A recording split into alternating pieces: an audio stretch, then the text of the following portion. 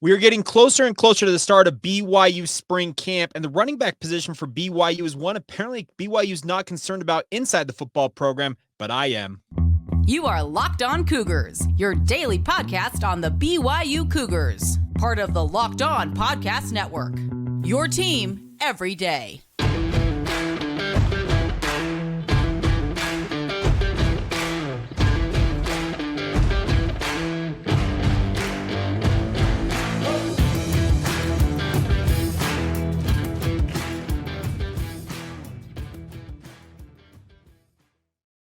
What's up, everybody? I'm Jake Hatch, your host here on Locked On Cougars, your resident BYU insider. Thank you for making Locked On Cougars your first listen of the day. Appreciate all of you for being with us.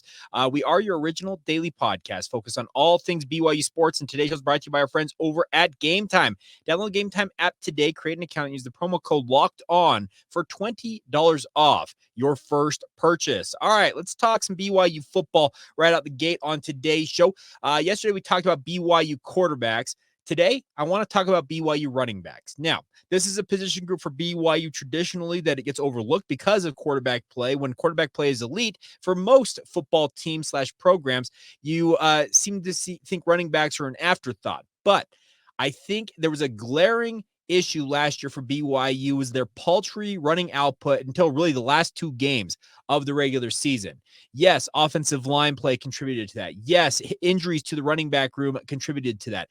Yes, overall scheme and philosophy seemed to play a role in it as well. But BYU did not make many, if any, moves in the transfer portal / recruiting cycle to bring in bodies for this running back group that lost Aidan Robbins and Deion Smith to graduation. In Aidan Robbins' case, he decided to opt to go to the NFL or chase his professional dreams after just one season in a Cougar uniform. So that leaves BYU with a pretty interesting group of running backs. I'll throw up this graphic real quick. If you're watching this on YouTube, you'll be able to see it, but I'll describe it as well for those of you listening on our podcast feeds. And what is essentially just kind of a layout of what the running back room looks like currently for the BYU Cougars.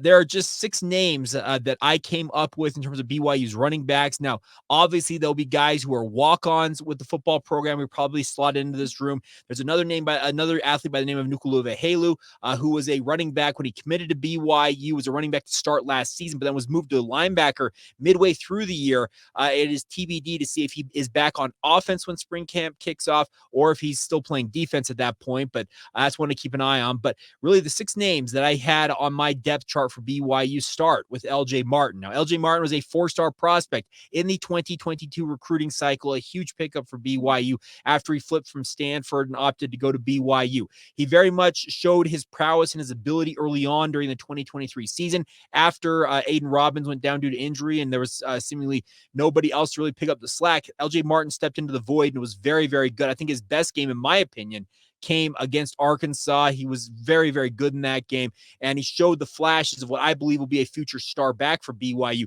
But the question I've got right now about BYU's running back room going into spring camp is it LJ Martin and who?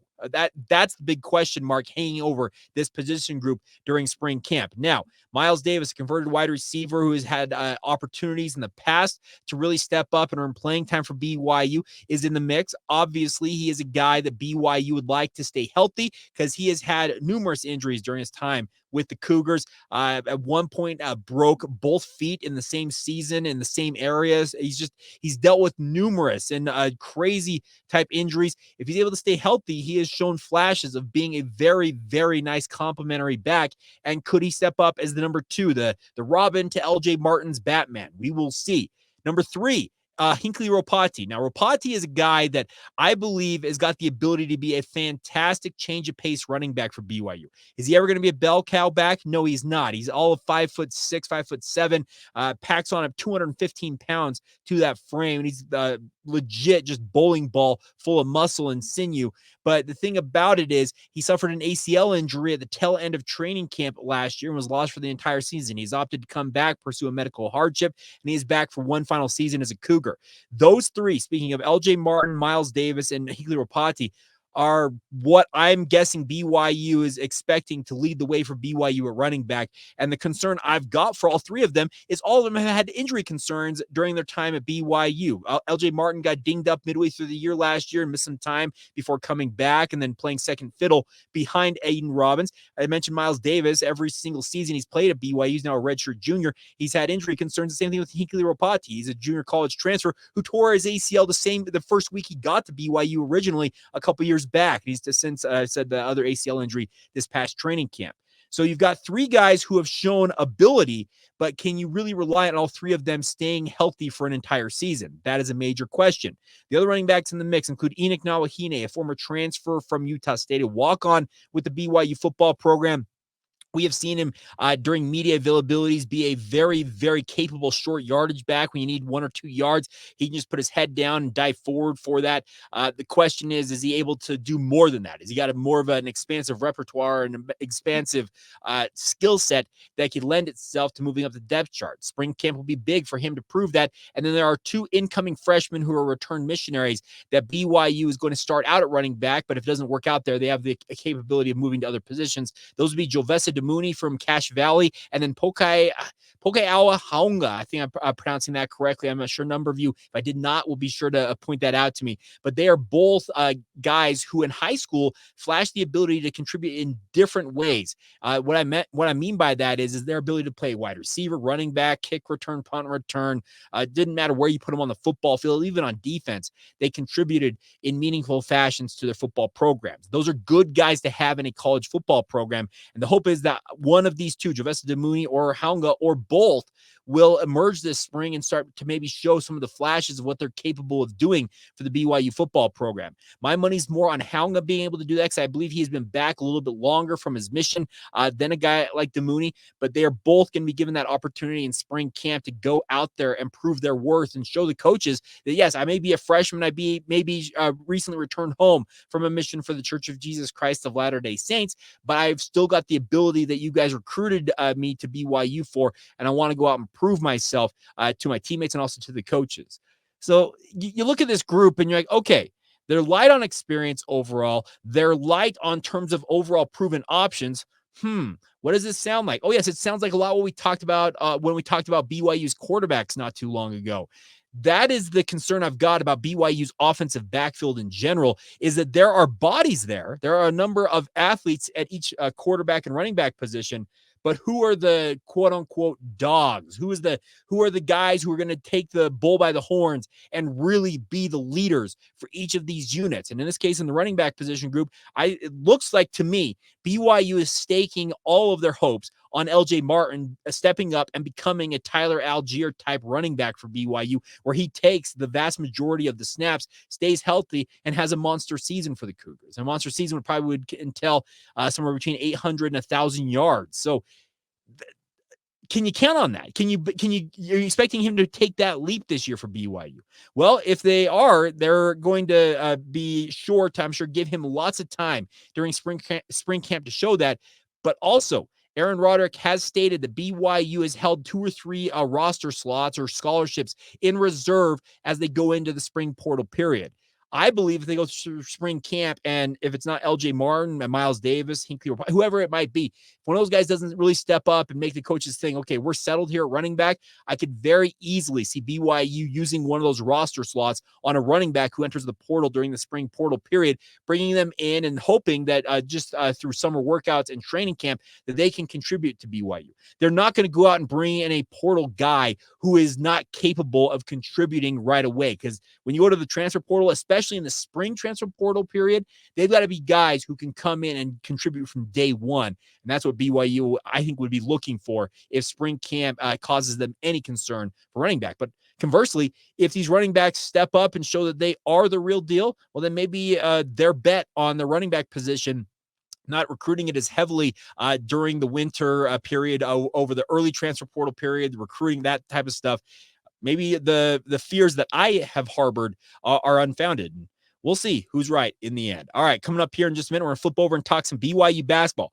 What a wild game against UCF last night. We'll recap it all for you guys right here on Locked On Cougars.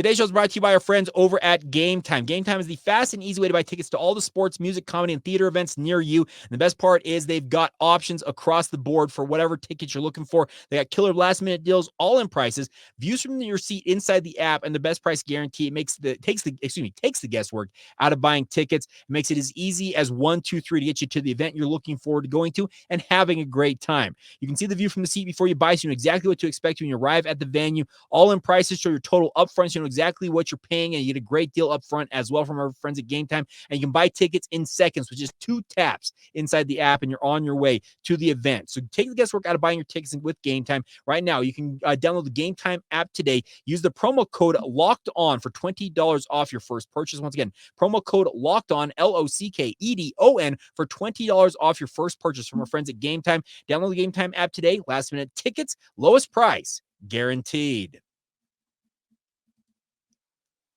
Thank you once again for making Locked On Cougars your first listen of the day. Appreciate all of you for being everydayers with us right here on the podcast. Want to remind you guys to make sure you sign up for our Locked On Cougars Insider group. It's in the show notes below. It's a courtesy of Subtext, as the parent company, but it's a way to interact with the show directly via text messages that come directly to your phone. I can tell you this much. When we get out into spring camp here in just a couple of weeks' time, I will be down there, BYU football availability. And the best part is I can whip out my phone and text you guys updates from the field in Provo. If you guys want those updates, there's a 14-day free trial. It's $4.99 a month after that if you want to continue on. Love for you guys to be a part of it. It's another way to support the show in addition, and appreciate all of you for considering doing it. We've got a really strong group so far, nearly 65 subscribers and counting, and hoping to continue to add to that list in the coming days and months. All right, BYU basketball. What a wild game.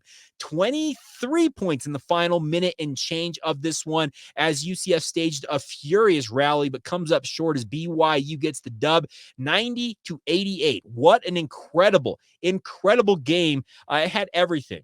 Incredibly long 2.5-hour game because the officials just couldn't seemingly get out of their own way and were calling foul after foul after foul in this one. And it's not one-sided at all in this game. It's actually fairly balanced, I thought, overall. But BYU comes out on the winning end, and that is the most important part to take away from this is, yes, was it frustrating? Absolutely. Yes. Were the referees just absolutely out of their minds with some of the foul calls they're making and how often they were calling foul calls? Yes. But overall, what do you want BYU basketball to do? You want them to win basketball games. That's exactly what they do. And now they're 6-5. They are a game over 500 in Big 12 play. And now they head to Stillwater, Oklahoma on Saturday with a huge opportunity against the bottom dweller Cowboys to get to 7-5 in conference and very much be in the mix down the stretch here in the Big 12 conference. That is the good news. Embrace that. It's a win. A win is a win is a win. And I say that often on this podcast in football, basketball. It doesn't matter what sport it is. If you're a BYU fan, you want to see your team have more points than the other team when the final buzzer, horn, whatever goes off. You want your team to be on the right end, and that's exactly what BYU was. Yes. Could they have played better in this game? Yes. Could they have won this game much more handily than they did? Absolutely. But they got the job done. And the nice part was a game after BYU shot 47% from the free throw stripe. They were 10 of 21 against Kansas State. BYU bounces back, making 40 of 46 free throw attempts in this game. Incredible. 46 free throw attempts. And by the way, the 40 makes for BYU, it's 87%, by the way. So it's a much better mark in terms of overall makes. The 40 free throws made in this game tie a single game program record for BYU. Absolutely insane with how many fouls were called. I'm looking at this right now. So it was 19, 20. Oh my gosh. Okay. It was 46 fouls overall in this game were called in a 40-minute basketball contest. Like I said, it lasted over 2.5 hours. The Big 12, no offense, they've got an officiating problem. And by the way, that extends out to all of college basketball. It is abysmal. These officials control the tempo and pace of games. They single-handedly influence outcomes of games. I'm not conspiracy theorists. I'm not saying that they're doing that maliciously, but their ability to kind of just put a stranglehold on games, it's abysmal. Get out of the way. Let the players decide the game. Let the flow of the game. You don't have to blow your whistle every bloody time you come down the court. But I digress. It's a win for BYU. I like that. The best part is you had guys like Jackson Robinson step up once again, had some really, really big threes in this game, 2 of them late in the first half to stave off what ended up being a 12-2 run to get UCF within 2 with about, 4 minutes to go in the first half. He makes 2 big threes, one of them a 28-footer that got fouled on. He makes the free throw, so he got 7 points in the final few minutes as BYU put on an 11-2 run to take a nice lead into halftime. And in the second half, BYU was off and rolling. They built up as much. I think it was an 18 or 19 point lead at one point. But then to UCF's credit, they never say die. The Goonies phrase, never say die. The Goonies never die. That's exactly what the UCF Knights were in this game. They refused to give in on this contest. And I got to give Johnny Dawkins and his crew credit. They're 0-2 against BYU this season after BYU swept the series. But BYU got their work handed to them in this game. BYU shot 8 of 23 from 3, so 34.8% from 3 once again. They failed to get above 33 three-pointer attempts. That'll, as Mark Pope points out, have Coach Fugger wanting to tear his hair out. But to BYU's credit as well is they just hung tough in this game. They very easily could have wilted because UCF started making some ridiculous threes. I think it was 3 or 4 threes in the final minute of this game as they kept kind of just matching threes for free throws for BYU and executed how an end of game scenario should go to perfection, just couldn't get over the hump. But to BYU's everlasting credit, they made the free throws necessary. Jackson Robinson, I think, made like 5 or 6 in the final minute to really stave off UCF's hopes. And BYU gets the W, folks. They're 18 wins. The Athletic, a number of other websites out there have put them down as a lock to make the NCAA tournament. And that's something to be celebrated as well. BYU is now officially, based on all these projections, playing for seeding in the NCAA tournament. I'll say it right now, and I've been reading up on this. If BYU gets a 5 seed or better, there is a very, very high likelihood they could be playing figuratively at home, and quite literally at home, 40 miles north of Provo in Salt Lake City at the Delta Center for the first and second round of the NCAA tournament. That's what BYU needs to gun for at this point. That's why BYU can't afford to have slip-ups right now like this UCF game would have been. It's a quad 2 win for BYU, so that's great and all, but you couldn't afford to slip up here. You especially cannot afford to slip up against Oklahoma State on Saturday either, because like I said, the Cowboys, they are the dregs of the Big 12 right now, and to say they're the dregs of the Big 12 is kind of a misnomer because this is a Big 12 conference that is very, very talented, very deep.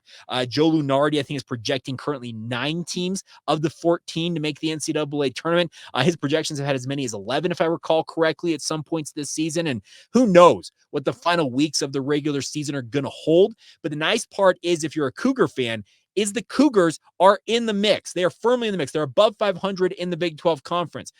How many of us, I'm pointing at myself, this is me last year, considering the notion of going into the Big 12 conference when BYU was just piling up losses in the Big 12, the West Coast Conference last year. I was considering the prospect of playing in the Big 12 last year, and I was like, oh my goodness, is there a chance BYU could go over in the Big 12? Well, astoundingly enough, they're above 500 in conference play, and that is just a gold star in the ledger for BYU. The job is not done. In fact, it is far from done for BYU because they're 6-5. There's still 7 conference road games to go. You've got to handle your business here. You can still fall flat on your face. That's how talented this league is. But this week, you got the win over UCF. Take that, pocket it, and now turn your attention to Oklahoma State. You're going on the road. It's going to be an earlier game. It's a noon Mountain Time tip, if I recall correctly, on Saturday. So you got to deal with the body clock issues of playing an earlier game. But you cannot afford to have slip-ups at this point if you're BYU. You want to play in front of your home fans. You want to have a very pro BYU crowd in Salt Lake City. We'll get that 5 seed or higher. If you make a run here in the final 7 games, you could push your seed as high as 3 or 4, or maybe even 2 if you were to run the table. But that seems a far cry from actually happening. But nothing's out of the realm of possibility for BYU right now. That's the good news out there if you're a Cougar fan. So embrace the fact that BYU is doing what they're doing. It's been really, really fun to see the Cougars getting their opportunity and showing what they're capable of. This is far from a perfect BYU basketball team. heck, I would love to see them get a 19, 18-point lead like it did against UCF. They also did it against Kansas State, and just put the pedal to the metal and stop allowing these teams to grind their way back into the contest. Take care of the bloody basketball. That's the other thing about this in this game for BYU, would they end up with turnovers. 17 turnovers. The 2 games previous to BYU, I think BYU had a combined, was it 14 turnovers in the 2 games previous to this one against UCF. Take care of the basketball, value it, learn how to attack pressing defenses. That's one thing that continues to fluster BYU. They finally figured it out against UCF and started attacking it better and got some nice buckets. Tiki Aliatiki had 2 very nice alley-oops off those. But you've got to be able to handle the pressure if you're BYU better. You continue to allow teams to hang around and grind their way back into these contests. Yeah, it's going to bite you in the rear end at some point here, and it wouldn't surprise me if it could bite them as soon as Saturday against Oklahoma State. When you build a lead, end the game. Run these fools out of the gym. This is a UCF team that should not have been in this game looking at a 19 or 18-point lead in the second half. That's when BYU needs to essentially put the hands around the throat and say, this game is over. Instead, they're still learning how to finish out these contests. And I'm afraid at some point it's going to catch up with them if they continue to kind of screw around here and allow these teams to make runs on them, and it'll bite them. I hope I'm wrong about that. I'd love to see them come out maybe against Oklahoma State on Saturday. They got Baylor coming up after that at home a week from yesterday, week from Tuesday. I'd like to see BYU make it an enjoyable game for Cougar fans. Think about that. How incredible would it be for BYU to build a big lead and say, yeah, this game's over, and just run, and end the game at that point. It'd be fun to have that. But right now, that's just not the reality for BYU basketball. But overall, I don't want to come off too negative because it is a W. It's a big win for BYU. They're above 500 in conference play. And considering where BYU was this time last year as a basketball program, floundering in the West Coast Conference, let's just embrace everything that's going on with BYU and enjoy the fact that they're getting the job done out there on the basketball court. So that's what I've got. By the way, a couple of things I've got for you guys in terms of listener questions. Jeremy Bickman, I got 3 comments I want to read real quick. Jeremy Bickman has a good one. 3 things. Number 1, Jerome Tang, Kansas State coach, is right. Because of the way BYU plays, they let you back in every game. Number 2, every game in the Big 12 is like a fight to the death. Yeah, I agree with that. And any W you get in the Big 12 is great. All salient, pertinent points, and appreciate that, Jeremy. Next one, BYU Fortray, a playoff bogey. He says, BYU isn't going to be the team that shuts the door on opponents early, and I'm okay with it. Unselfishness is BYU's strength. Guys can sit on the bench for long stretches and come in and give good minutes. Tiki and Trey are those guys. Hall and Jackson Robinson sacrifice stats to get the win. Go Cougs. I appreciate that. Actually, that's a very good point there. And then the final one I'm going to read here is Kevin Gordon.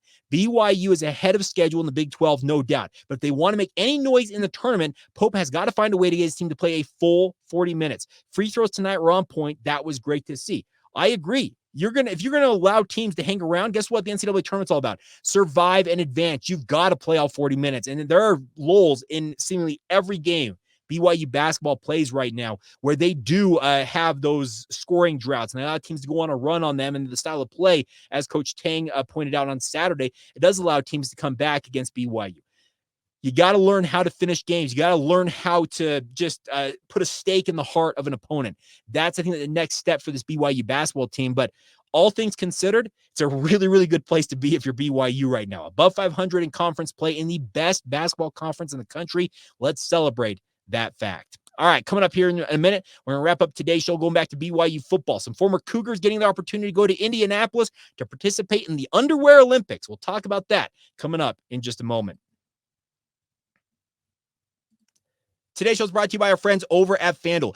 Get buckets with your first bet on FanDuel, America's #1 sportsbook. Right now, my friends, new customers get $150 in bonus bets with any winning $5 bet. Simple as that. It's $150 if your bet wins. It's really, really simple. The best part is you can bet on all your favorite NBA players and teams, as well as college basketball players and teams with quick bets, live same-game parlays, exclusive props to FanDuel, over-under on individual player stats, money line, the spreads, whatever you're interested in. FanDuel's got the options for you, my friends. And the best part is you can visit FanDuel.com/lockedon and shoot your shot today. Once again, get $150 in bonus bets back with any winning $5 bet, courtesy of our friends over at FanDuel, an official sportsbook partner of the NBA. Thank you once again for making Locked On Cougars your first listen of the day. I want to remind you guys that Locked On Locked On, the podcast network, has launched the first ever national sports 24/7 streaming channel on YouTube, and now it's also available on Amazon Fire TV. In the free Fire TV channels app, Locked On Sports Today is what the title of it is. Here for you 24/7, covering the top sports stories of the day with the local experts of Locked On, plus our national shows covering every league across the sports universe. Find Locked On Sports Today available now on the free Fire TV channels app and also on YouTube. All right, before we go on today's show, BYU had 3 former Cougars invited to the NFL Combine, be taking place in Indianapolis, where it traditionally has taken place since I was born. I think it moved there in 1987, the year I was born, crazily enough.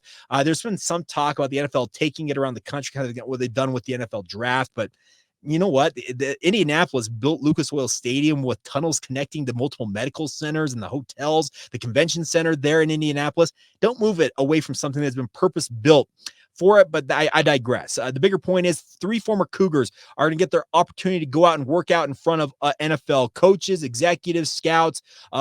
They will just get everything tested, poked, prodded. They'll run, they'll lift, they'll do a jump, they'll do all the different tests that are required of them at the so-called Underwear Olympics. And the 3 former Cougars that got the call include Kedon Slovis, former BYU quarterback, Kingsley Suamataia as an offensive lineman. He was all but assured of that. And then Ryan Rehkow, BYU punter, one of just 2 punters invited to the Combine. I think it shows a mark of what Ryan Rehkow is capable of doing in the NFL, because typically when you're invited to the NFL Combine, you have what they call a draftable grade. That means enough teams think that you are capable of being taken in the 7 rounds of the NFL draft, that you are being invited to go and work out for all 32 teams and have everybody look at you as close as they want to and get a look at that. There are 2 guys in particular that I'm stunned are not there. Those are Isaac Rex and Eddie Heckard. Eddie Heckard was on this podcast. I think it was in training camp last year. I had a one-on-one with him. You can go back and find it on YouTube, wherever you get your podcast. And he pointed out the fact that he decided, because he had announced that he was going to go to the NFL last year after leaving Weber State. Then he decided to renege on that and decided to transfer to BYU. I asked him straight up, why did you come to BYU? He said, talking to NFL scouts and the like, they told him that they wanted him to see him go to a higher level, in this case, go to the Big 12, and show he was capable of playing at that level. They said, you've proven everything you need to prove at the FCS level. We want to see you play against the best of the best. What does Eddie Heckard do? He comes to BYU, has what he's admitted on social media was his finest season in college football. I would say it absolutely was his finest season in college football. And then he doesn't get any love from the NFL Combine. It makes 0 sense. And it's not to say it's a death knell for him in terms of his NFL opportunities, because there are multiple guys who don't go to the Combine annually that will get opportunities in the NFL, whether it's they get drafted after going through pro day workouts, or they just simply grind their way through as an undrafted free agent and just find a way. But Eddie Heckard deserved to be in Indianapolis. The other guy I'm stunned that's not there is Isaac Rex. Isaac Rex, yes, he's older. Yes, he's had multiple injury concerns, but there is no better place to go and show that you're capable than the NFL Combine. There are a lot of other talented tight ends out there. There's obviously Brock Bowers is the leading guy, the 2-time Mackey Award winner, the All-American, Mr. Everything at tight end. Sure, he's an absolute freak, but Isaac Rex, I think, deserved, after what he proved capable of at BYU, he deserved to get that opportunity to go to the Combine as well. Get tested out, make sure that ankle's 100% healthy. I'm sure there'll be NFL teams calling and getting the medical records on that. It would have been a great opportunity for him to get to Indianapolis, go to the medical centers there, the doctors that are all over that place, get checked out, and make sure that ankle squares up with what some people want. Other people probably will red flag him, as they say, and say that they will not take him because of the injury history, and especially in that ankle that he compound dislocated against USC a couple of years ago. But those 2 deserve to be in Indianapolis. Yes, I'm very happy for Kedon Slovis and Kingsley and Ryan Rehkow to get their opportunity, because all 3 of those guys, they're very much capable, but it felt like there should have been more guys given the opportunity to go to Indianapolis and show what they're capable of to NFL scouts. So congratulations to Kedon. It's really cool to see him after suffering that injury midway through the year and then not playing again, for him to get that mark. And then also Kingsley Suamataia, can he prove himself capable of being a first-round talent, or is he going to be a second-day guy? Who knows what the Combine is going to hold for him? He's got to go out there and prove what he can do on the workout circuit. And then Ryan Rehkow, show off that monster leg. Just go out there and bomb it. Bomb howitzers. I'm saying bomb howitzers. That's the wrong term, but just go out there and just nuke the football. You did very, very nice things at the Shrine Bowl, and there were reports out there that the Pittsburgh Steelers were intrigued by what Ryan Rehkow brings to the mix.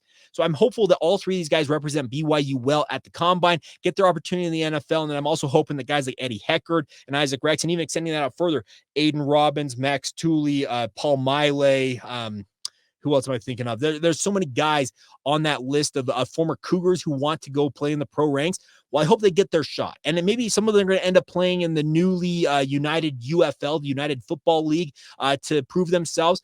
But go out there and do BYU proud. That's what I'm looking forward to seeing them do, and we'll see how it all pans out in the end. All right, there you go. That's what I got for you guys on this Wednesday edition of the podcast. By the way, happy Valentine's Day to you all. Hopefully you guys both took care of the ones you love, as well as got taken care of yourselves. So hope you have a fantastic holiday. We will be back tomorrow talking more BYU sports, doing more position group previews. We'll probably do 2 offensive positions so far this week.